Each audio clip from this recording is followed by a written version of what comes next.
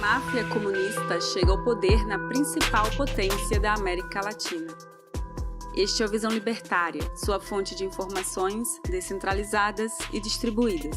Após 21 anos de regime militar, o Brasil se tornou um país democrático. Enquanto os militares perdiam tempo perseguindo guerrilheiros no meio do mato, algo muito maior acontecia nas universidades brasileiras. Com o fracasso das revoluções comunistas realizadas pela força, a esquerda repensou a sua estratégia para chegar ao poder. Apoiados no teórico italiano Antonio Gramsci, os marxistas organizaram uma revolução cultural que iria transformar as raízes do pensamento político do país. Em pouco tempo, os comunistas conseguiram dominar as estruturas da burguesia. Aliás, dominá-las era muito mais fácil que tentar acabar com elas. O controle comunista das universidades e a teologia da libertação adotada por alguns sacerdotes católicos fizeram com que o terreno estivesse preparado para o domínio completo da esquerda. As consequências dessa estratégia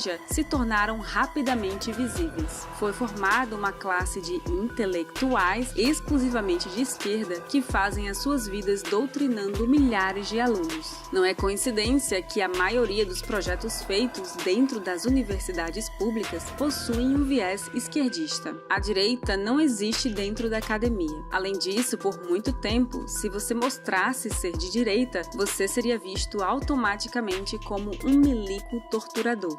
Lula e Fidel Castro fundaram o Foro de São Paulo, que era uma organização que tinha como objetivo restaurar o movimento comunista na América Latina. Em menos de 15 anos de história, a organização já contava com mais de 200 membros, incluindo facções narcotraficantes, partidos políticos de esquerda e até mesmo grupos terroristas. Para saber mais sobre esse tema em específico, assista ao vídeo Você conhece o Foro de São Paulo? Aqui do Visão Libertária. Assim que chegasse ao poder, o papel do Partido dos Trabalhadores dentro do Foro de São Paulo não era implementar uma revolução comunista no Brasil. Seu papel era alimentar financeira e politicamente os movimentos comunistas no restante do continente. Por conta do seu forte discurso revolucionário e pela sua imagem grosseira, Lula vinha de seguidas derrotas na corrida presidencial. Era necessário criar uma nova imagem para o político e, para isso, a imagem de sapo barbudo precisaria sumir.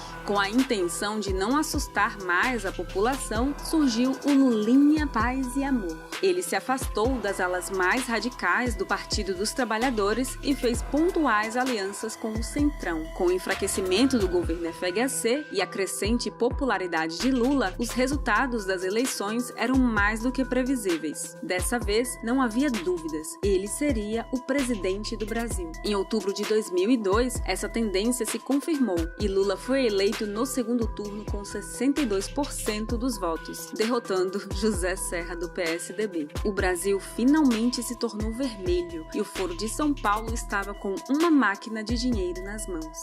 Sem uma grande cisão com os governos anteriores de FHC, ele manteve a mesma política econômica e colocou Henrique Meirelles como presidente do Banco Central. O crescimento econômico absurdo da China no início do século fez com que as commodities se valorizassem demais no mercado internacional. Com isso, o Brasil, diferentemente da Argentina, aproveitou essa oportunidade. Com as reformas realizadas nos governos Itamar e Fernando Henrique e a diminuição do medo que se tinha a respeito do radicalismo socialista de Lula, o Brasil teve um surto econômico. Evidentemente, todo esse sucesso foi atribuído ao presidente, o que se mostraria falso algum tempo depois. Além disso, o petista estimulou o consumo a partir do assistencialismo, o que, diferentemente do que alguns liberais pensam, gera drásticos efeitos econômicos. Com a criação de uma demanda falsa, muitos negócios quebraram com a posterior normalização do mercado. No entanto, as políticas de assistência social são sempre boas pedidas para ganhar eleitores. A falsa impressão de estar enriquecendo é realmente muito tentadora para o gado eleitoral. Não foram apenas as trapalhadas socialistas ou a Aliança e o financiamento de ditaduras vizinhas que desmoralizaram o Partido dos Trabalhadores. O que realmente fez com que ele se enfraquecesse foram os escândalos de corrupção. Em toda a sua campanha política, o PT se vendeu como a renovação política que acabaria com a corrupção. Entretanto, o que aconteceu em seus governos foi um dos maiores esquemas de corrupção já vistos na história. São inúmeros casos de desvios de dinheiro extremamente organizados e sistematizados. A CPI dos Correios foi aberta em junho de 2005. Ela teve origem nas denúncias feitas pelo presidente do Partido Trabalhista Brasileiro, Roberto Jefferson. Isso tudo começou com a divulgação de uma gravação em que Maurício Marinho explica a 2 empresários sobre um esquema de pagamento de propina, supostamente liderado por Roberto Jefferson e Antônio Batista. Segundo as denúncias, o dinheiro desviado entraria diretamente nos caixas do PTB. Na fita de vídeo, Maurício Marinho diz que além dos Correios, outras estatais teriam esquemas semelhantes. Depois dessas acusações, Roberto Jefferson ameaçou revelar casos de corrupção liderados pelo PT e no dia 6 de junho ele contou à Folha de São Paulo sobre o Mensalão. Esse esquema consistia na compra de deputados com dinheiro desviado dos cofres públicos. Em outras palavras, o Partido dos Trabalhadores estava comprando a consciência dos parlamentares para votarem a favor dos projetos do governo, passando por cima do poder legislativo. Descaradamente, em novembro de 2005, o presidente Lula teve a coragem de dizer em rede nacional que não acreditava que existisse um mensalão. Com isso, Lula removeu José Dirceu, que tinha assumido a culpa pelo mensalão, do cargo de ministro da Casa Civil e colocou em seu lugar uma ex-revolucionária comunista da época do regime militar, Dilma Rousseff. Depois disso, em março de 2006, o ministro da Fazenda, Antônio Palocci, renunciou ao cargo após ter sido acusado de chefiar um esquema de corrupção quando ainda era prefeito de Ribeirão Preto. Nesse período, ele teria recebido cerca de R$50 mil mensais de empresas parceiras da prefeitura. Esse dinheiro, segundo a investigação, seria destinado aos cofres do PT. Em maio de 2006, foi iniciada a Operação Sanguessuga. A Polícia Federal investigou um esquema de desvio de dinheiro de compras superfaturadas de ambulâncias. Esse esquema envolvia deputados federais, prefeituras e algumas empresas privadas.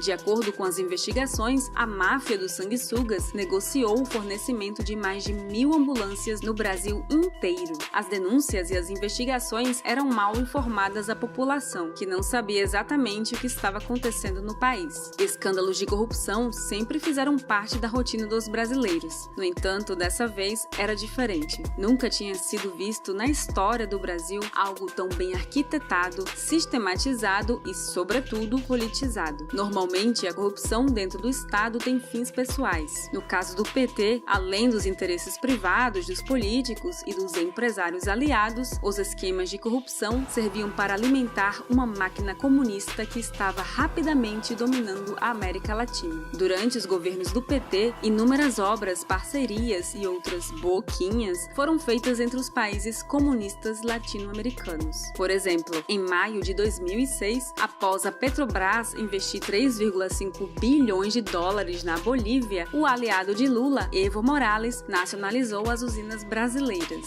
O Brasil também perdoou enormes dívidas de nações africanas, o que o presidente justificava como uma união entre os países do Sul. Em 2005, o governo Lula perdoou mais de 84 milhões de dólares da Nigéria, dívida que tinha mais de 20 anos. Carregando inúmeros escândalos de corrupção do seu primeiro mandato, Lula tentou a reeleição em 2006. Seu principal adversário era Geraldo Alckmin, governador de São Paulo. Nessas eleições, o PSDB de Alckmin não atacou o governo corrupto e comunista de Lula. Era evidente o que estava acontecendo. Em 2006, não houve uma disputa eleitoral entre adversários, e sim um teatro entre aliados. Com isso, mesmo com todos os escândalos de corrupção que envolviam o PT, Lula se reelegeu no segundo turno com mais de 60% dos votos válidos. O Brasil seria vermelho por mais 4 anos. Como já era de se esperar, o segundo mandato de Lula não mudou muita coisa em relação aos primeiros 4 anos. Foi nessa época que o Brasil entrou no BRICS, bloco econômico integrado por Brasil, Rússia, Índia, China e África do Sul. Alguns apoios seguiram em seu governo, sobretudo aos membros do Foro de São Paulo. Nos seus 2 mandatos inteiros, Lula não fez reformas administrativas, não diminuiu as amarras do Estado brasileiro,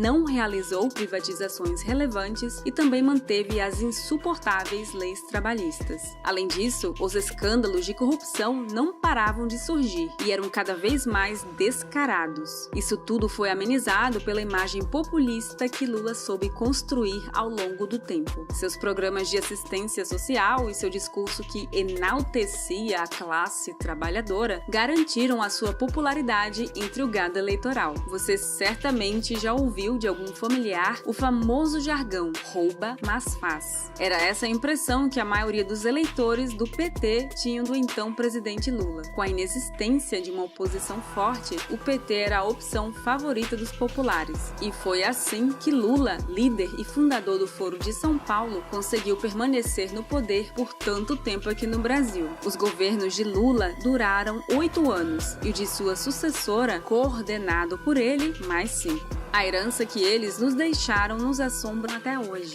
A bolha de assistencialismo do PT estourou e mantém o Brasil em uma longuíssima crise desde 2013. No entanto, os brasileiros não são os mais prejudicados pelo comunismo de Lula, e sim os nossos vizinhos. Argentina e Venezuela, com governos financiados pelo PT, chegaram a pontos quase que irreversíveis de socialismo e, consequentemente, de pobreza. Dessa forma, a máfia petista não deve ser encarada como meros socialistas ou apenas corruptos. Eles são os líderes de uma organização que busca estabelecer o marxismo em toda a América Latina. Apenas com a informação descentralizada e distribuída será possível impedir que esses vermes voltem a consumir o continente. Este vídeo tem como objetivo mostrar como o Foro de São Paulo conseguiu chegar ao poder no maior país da América Latina e quais eram seus planos a partir dessa conquista. Para saber mais sobre o ex-presidente e ex-presidiário Lula, assista a trilogia Quem é Lula? Aqui no Visão Libertária. Na segunda parte, continuação deste vídeo, será abordada a continuidade do PT no poder, a falência da esquerda no Brasil e uma visão libertária para as eleições do ano que vem. Obrigada por sua audiência. Este artigo foi sugerido e escrito por Pepe D'Ambrosio, revisado por Rafael Dufra e narrado por Baby Yoda. Se você gostou deste vídeo, deixe seu like e compartilhe o vídeo em sua rede social. Se você deseja acompanhar nosso conteúdo, inscreva-se no canal e clique no ícone de campainha. Até a próxima!